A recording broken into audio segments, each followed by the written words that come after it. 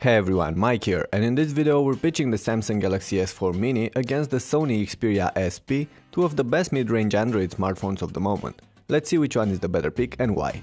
The Galaxy is definitely the more compact and lighter handset here. That makes it more comfortable to grab and use every day, especially if you're like me and rather have a smaller, more practical phone than a bigger one with a larger screen. On the other hand, the Xperia SP is the sturdier and the better built of the two. Plastic is used for almost the entire case on the S4 Mini, glossy and highly sensible to scratches and smudges. Sony however chose aluminum for the edges of the Xperia and some matte rugged plastic for the back. As a result, the SP feels a lot more solid than the Mini, but the metal frame does add to the overall weight of the phone. The rear plates are removable on the two devices, hiding the SIM and microSD card slots beneath. And having a quick look around the sides, you'll notice that the two feature pretty much the same buttons and ports, with few exceptions. There's an IR blaster on the Galaxy and a dedicated camera button on the Xperia. And there is one more design aspect we should mention before moving forward. Sony went for a transparent piece of plastic just below the screen that acts as a notification and ambient light LED and does add a unique touch to this phone. The S4 Mini on the other hand completely lacks a notification light altogether. Okay, let's turn our attention on the screens. There's a 4.3-inch display on the Samsung with QHD resolution and a 4.6-inch one on the Sony with HD resolution. That translates in higher pixel density for the latter, but in everyday use you won't really feel that. However, completely different panels are used for the two screens, each with their pros and cons. On one side there's the AMOLED panel on the S4 Mini, with its popping yet unrealistic looking colors, deep blacks, great contrast and viewing angles, but quite low brightness levels. On the other, there's the TFT panel on the Xperia SP.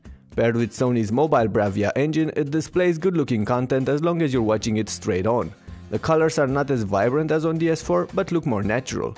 Besides that, it's worth mentioning that the viewing angles are quite poor and you can use the screen with gloves on, as it embeds a highly sensitive panel, something not available on the Mini.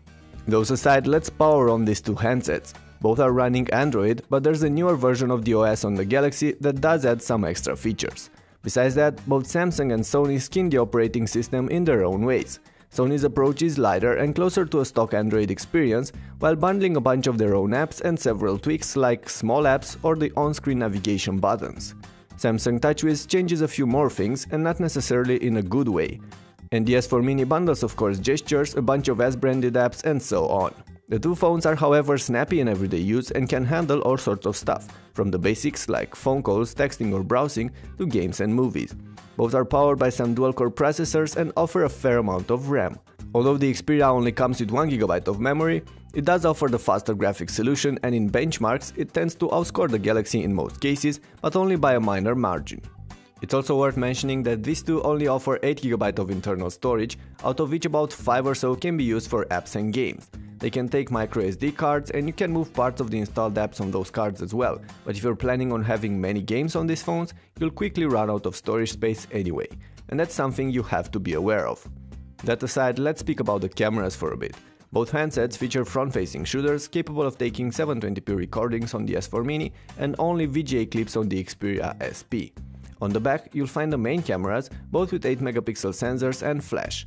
The S4 Mini does offer a complex interface mostly borrowed from the larger Galaxy S4, with plenty of shooting modes and filters.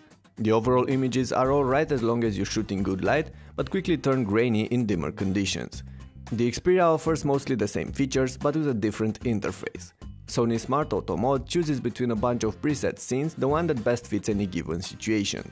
And the results are decent as well, but not impressive, as the images tend to get somewhat washed out and overprocessed, and that despite Sony bundling their Exmor RS sensor on this handset. But have a look at the images and let me know which one do you think is better. I for one have a hard time deciding between the two.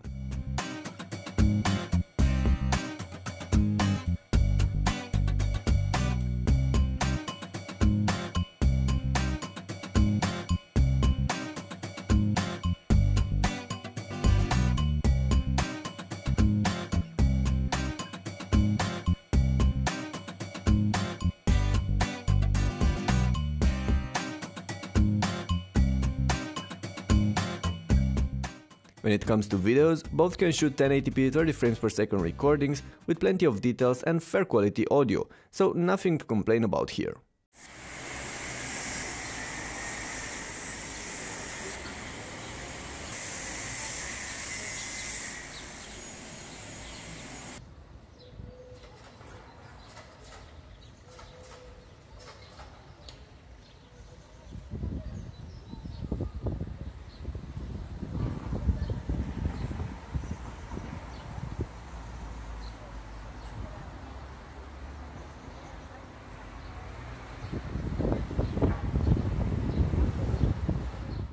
And then there's the battery life. The S4 Mini bundles a 1900 mAh replaceable battery. The Xperia SP houses a larger but non-removable 2370 mAh battery. As a result, Sony's smartphone does tend to outlast its rival in most activities. But with average use, both can easily go through the day with enough to spare when you go to bed at night. And that's fine by me. It's worth mentioning as well that both these phones support LTE speeds, and this will drain the batteries faster, if you have 4G coverage in your area, of course. And by the way, there will be a dual SIM version of the S4 Mini as well, if you're interested in something like that. In the end, both the Samsung Galaxy S4 Mini and the Sony Xperia SP are great second-tier handsets, hot on the heels of their premium siblings, the Galaxy S4 and the Xperia Z. Choosing one over the other is entirely up to you and what you need in your phone. The S4 Mini is the smaller and lighter of the two, packs an AMOLED screen and all the Samsung TouchWiz particularities and ecosystem. The Xperia SP is a more massive and sturdier device, sports a decent but not great screen and will last for a while on a charge. Besides that, it's worth mentioning that the Sony is about 20% cheaper than the Galaxy S4 Mini these days. Of course, the Mini is brand new and it will get more affordable in the next weeks and months, but I'm pretty sure the Xperia is always going to remain the more accessible option. And if you're on a tight budget, that will matter a lot. With that in mind, it's time to wrap this up. However, before you go, I'd like you to leave a comment below and let me know which one of these two is in your opinion the better pick and what's the main thing that steers you towards one or the other. My money would go towards the S4 Mini because it's more compact and more practical, although there are plenty of things I like about the SP as well. But you might have other priorities, so post your replies below. Alright, and that's about it for now. Thanks for watching, and if you found this useful, make sure to hit the thumbs up button and share it around. I'll catch you in the next clip.